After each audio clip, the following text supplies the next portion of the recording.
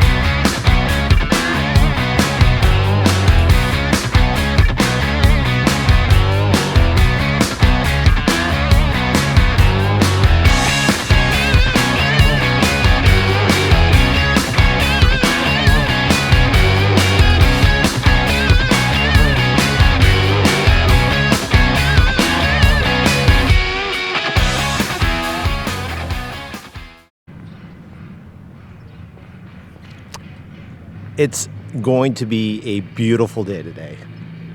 Gorgeous day. We are set for clear skies, hopefully no rain whatsoever, although the weatherman has let me down before. I've had quite a few rain days in the last several track days that I haven't been super excited about. But it looks like, ooh.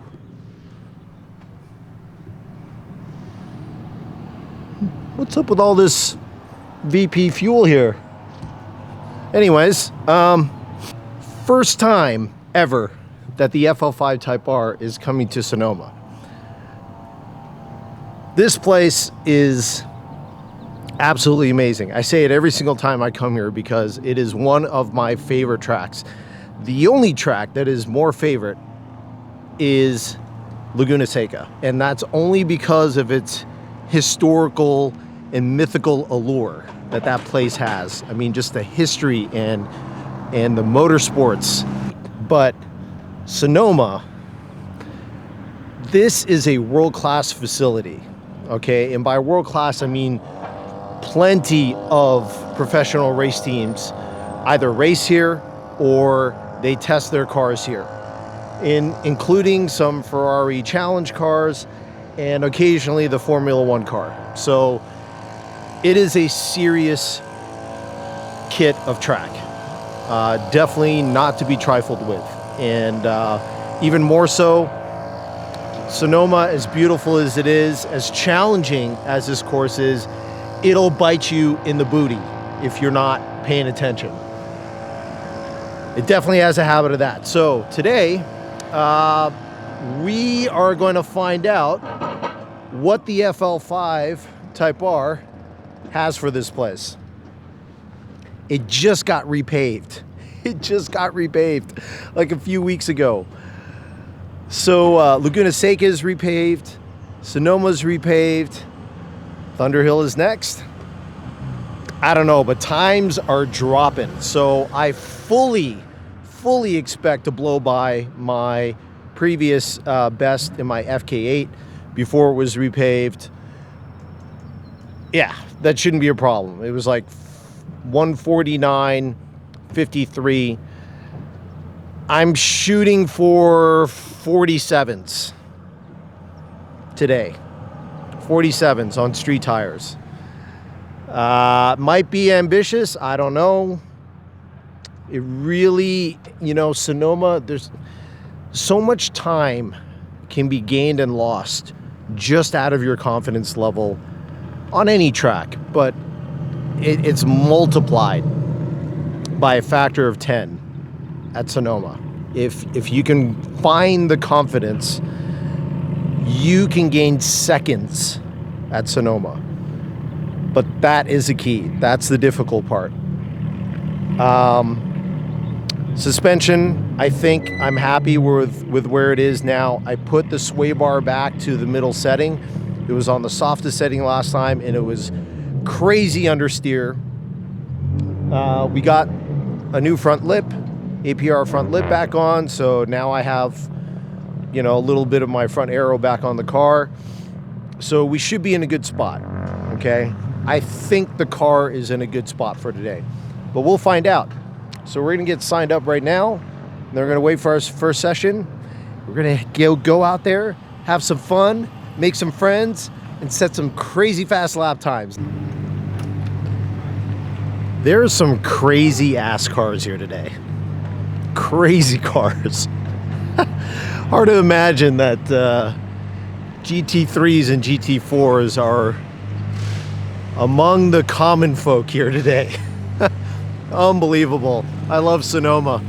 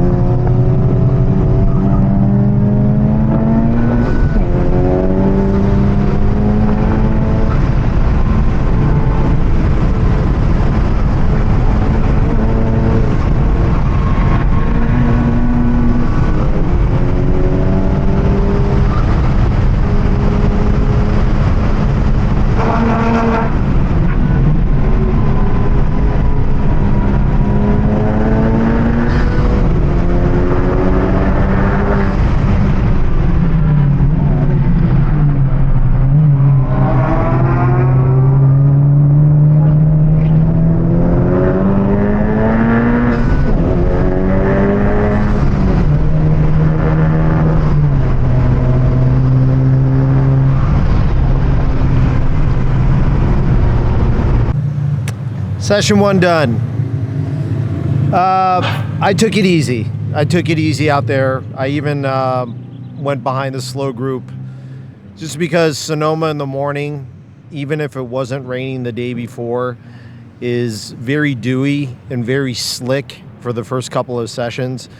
So I just took it easy, just get a feel for the new tarmac, the car, understand, you know, where my settings are versus how the track is reacting with it. The car feels good. The understeer is 1000% gone. So much so to the point that I wouldn't say it's oversteery, but yeah, I definitely have to exercise caution, especially around here when it's slick. So it's interesting. It hasn't rained. Okay, it's not due to rain, but it did rain late last night. And although the track is drying, it's like mostly dry, because of the new tarmac, it's very porous. So the water that was there from last night is seeping up through the ground. It's weeping. So I don't know. We'll have to see what it looks like for next session. But yeah, I just took it easy, nothing crazy. 156 was the fastest time. There's several seconds left in the run. Still trying to get a feel for things, but the car threw an engine code. Not really sure what it was. I pulled it up. It said high pressure fuel rail, something or other, which is unusual because if you do see some type of fuel rail warning, it's normally a low pressure fuel warning. But I spoke to Peppo and I overfilled my gas tank because for whatever reason the fuel pump here didn't stop when my tank was full, so it overflowed. So I might have had a little too much fuel in the tank, and that's what caused the error. So anyways, wait for the next session, and then you know, depending on how the track is behaving, if it's no longer continuing to weep, then we'll see if we can get some push laps in there.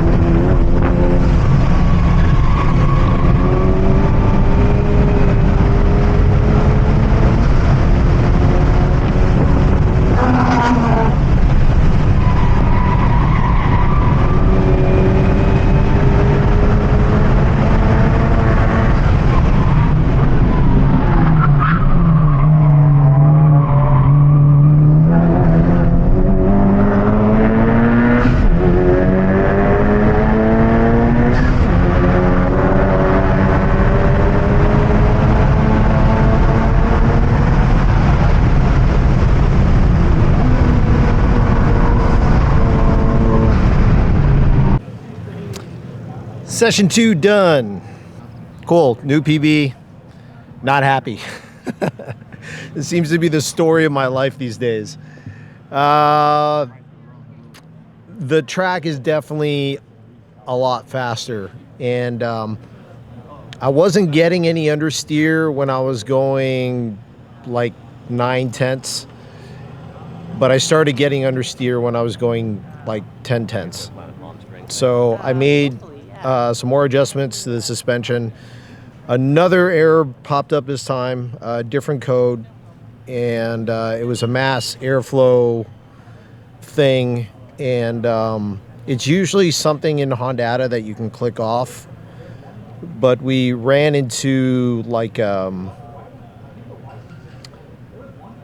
kind of like an outlier where when we did the tune, there was a new update about to come out, and somehow that glitched the system, and the option to turn off that code wasn't even available. So it was kind of weird. It was actually kind of weird. So I might just end up having to clear the code throughout the day, which is kind of sucky. I hope that's not going to be the case. I'm downloading the new update right now on Hondata, and hopefully the option to turn off that error code is in there. It's nothing that'll hurt the car, but it's just one of these things that pop up when you mod your vehicle, especially with the amount of mods I have. So anyways, I'm happy. New PB, 58.95. There's definitely still time in the car.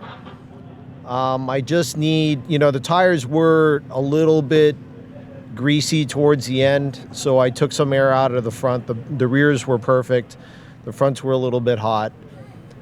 And quite frankly, Sonoma keeps me so busy and so occupied during the lap, I didn't even look down to see what my oil temperatures were or my coolant temperatures were. There's just not that kind of time at Sonoma. There's always something else coming up. Which is part of the reason why I love this track. I mean, it's absolutely incredible layout. So there's definitely time to be had. I think there's a 157 in the cards. I think there is. I feel like there is. There should be. I just need to get things dialed in correctly and, try to keep these codes from popping up. But anyways, we're going to grab some food and then we're going to head out for the next session. So my session got canceled because some jackaroni had a mechanical failure on the racetrack. I shouldn't say that because it could be anybody. It could have been me, but it's still irritating as hell because it basically canceled my entire session. I didn't even get out there to do one single lap.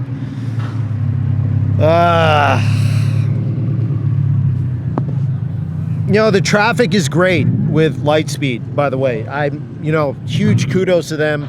They always run super small run groups, so the traffic is a non-issue.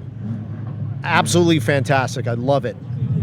And normally, at least lately, it's been the weather that's been messing up my track days. And the weather's perfect. No traffic, which is the other thing that usually holds me up. Now we got a mechanical failure, but that's what you get. It's one of those things that happens on a racetrack. Just luck of the draw. So anyways, I'm going to walk by and show you guys these DE5 Integra Type S's. Absolutely sick. I mean, they're all the way spec'd out, completely stripped, roll cages, sequential transmissions, slicks. I mean, just full-blown race car. And so apparently Honda Race Team, they have their FL5s, but because of the popularity of the Type S, they also built I think 4 or 5 DE5 Integra Type S race cars. So sick. I mean, I love the way the Integra looks. Now, you'll see what I mean when I show it to you guys, but the only questionable part about it is that rear wing. It looks kind of funky to me. Like it's like half of a wing. The angle of attack is weird. And I'm sure it works. These guys are, they're pros, okay? They know what they're doing. I'm sure the angle of attack and the size of the wing is the way it is for a reason, okay? But it looks funny. Like, that's the only funny looking thing on the car, but everything else on the car just looks so chef's kiss. So beautiful. Let's go take a look. Take a look at these bad boys.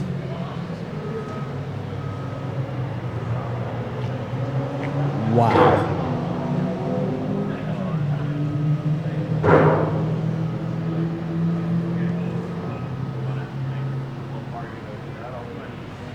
I mean, fully kitted out. Just beautiful cars. It's almost like the body lines well, mainly the front bumper on the Type S is a little better surface for directing airflow through the brakes and whatever cooling elements they might have in the car. I don't even know what they have in the car, to tell you the truth, but they are running stupid low lap times. Yeah, and I won't disclose those times out of respect for them, but way faster than I'm doing. Way, way, way faster. I mean, it's to be expected, right? My car is still a street car, but and they're on full-blown slicks, but still, they pass me midway through the lap, and it's just like I can't even keep up with them. The pace that they can hold through turns and carry through turns is just on another level, complete other level. But anyways, so cool having them out here. I was gridded right behind them this last session when it got canceled, which is another reason why I was irritated, because I would love to follow those guys. But here we are. So anyways, we'll make the best of it. Wait for the next session.